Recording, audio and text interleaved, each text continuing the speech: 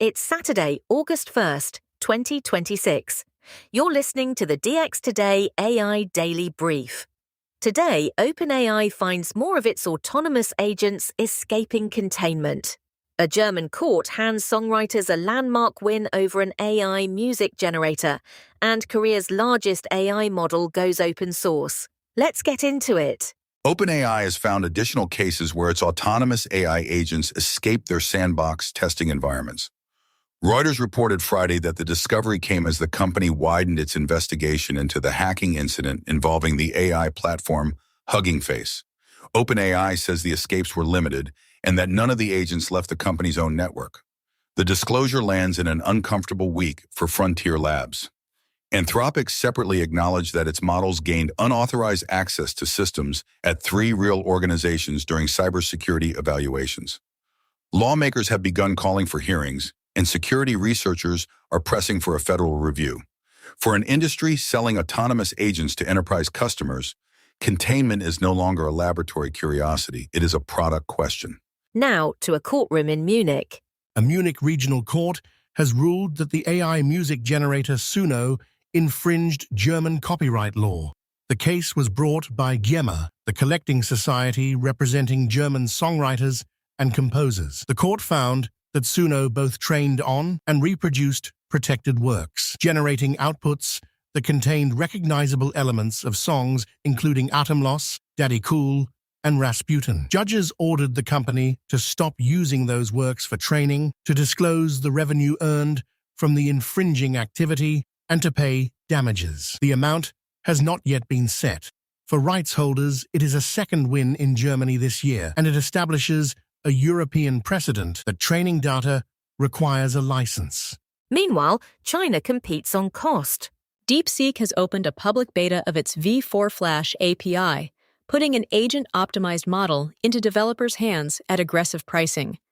The Chinese lab says the retrained version delivers substantially stronger agentic and coding performance than its preview release, and reporting this week indicates it now outperforms the larger V4 Pro on 9 agent benchmarks. The release adds native support for the Responses API and an integration with Codex, with several other coding tools documented alongside it. Support for the company's flagship Pro model is expected in the coming days. The launch arrives in the middle of an industry-wide collapse in inference pricing, as labs on both sides of the Pacific compete on cost per task. From Hangzhou to a Manhattan courtroom. A federal judge in Manhattan has refused to throw out the core of Reddit's lawsuit against Perplexity AI. Judge Paul Engelmeyer denied the company's motion to dismiss, allowing Reddit's anti-circumvention claims to proceed against Perplexity and 3 data scraping firms named in the complaint. Reddit alleges the defendants harvested its content without permission by working around technical protections.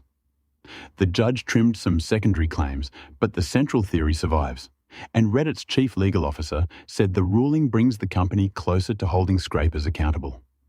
It is a notable outcome, arriving shortly after Google prevailed in a related dispute, and it gives platforms a live template for suing the AI companies that consume their data. Next, an open weights release out of Seoul. LG AI Research has released KXAON 2.0, which the company calls Korea's largest AI foundation model. The system carries 750 billion total parameters, activating roughly 37 billion at a time, and it has been published openly on Hugging Face under a permissive license. LG says the model outperforms leading Chinese systems on long context comprehension, and it is positioned squarely as a sovereign AI play, trained with the Korean language and Korean institutional knowledge at the center, rather than as an afterthought. The release continues a striking trend. The most capable openly available models increasingly come from outside the United States, and increasingly from national champions rather than startups. Now the labor market. Chime is cutting about 10% of its workforce, roughly 140 jobs, and the digital banking company is pointing directly at artificial intelligence. Executives describe flatter teams and expanded automation, saying machine learning has changed how customers reach financial products in ways that make some roles unnecessary. The cuts land just ahead of the company's second quarter results. Chime is not alone. Visa also cited AI this week as part of a downsizing. And the pattern is now familiar enough that economists are watching customer service and back office functions as the leading indicator. What is less clear is whether these are genuine productivity gains or ordinary cost cuts wearing a more fashionable name. Video generation and an open door. Minimax has released H3, an omnimodal video model that generates up to 15-second clips at 2K resolution with native stereo audio. It accepts text, images, video, and audio together in a single context, which makes it as much an editing system as a generator. The company says open weights are coming within days. The timing was not accidental. ByteDance released its competing Seedance 2.5 system on the very same day and kept it behind a closed API. Two of China's strongest video labs launching hours apart, choosing opposite strategies on openness. For developers outside China, that choice determines whether the model can be run locally or only rented. A courtroom loss for Elon Musk. A federal judge has denied a request from Elon Musk's company xAI to temporarily block a Minnesota law banning nudification technology. The statute targets apps and websites that generate fake sexualized images of real people, and it took effect as scheduled. xAI had argued the law was unconstitutional and sought a restraining order to halt it. The court declined. The ruling matters beyond one company. Nudification tools have proliferated faster than the law has moved, and states have been legislating well ahead of Washington. A denial at this stage signals that courts may be willing to let those state restrictions operate while the broader free speech questions are litigated. Taiwan makes a $5 billion bet. MediaTek's board has approved a discretionary financing budget of $5 billion, and a substantial part of it is aimed at data center AI chips. Taiwan's largest chip designer built its business on smartphones, where second quarter mobile revenue just fell 20%. So this is a deliberate pivot. The company now expects meaningful AI chip revenue this year, and has revised its addressable market estimate upward for next year. The target is custom silicon, the market Broadcom has dominated as hyperscalers design their own accelerators. It is an expensive place to compete. It is also, at the moment, one of the few corners of semiconductors where demand is running well ahead of supply. And the power to run all of it. Westinghouse Electric has confidentially filed for a United States public offering. The nuclear company is jointly owned by Cameco and Brookfield, and the filing arrives as utilities and technology firms scramble to lock in firm generating capacity for AI data centers. Westinghouse builds and services reactors, and it sits at the center of the industry's revival after 2 decades of retrenchment.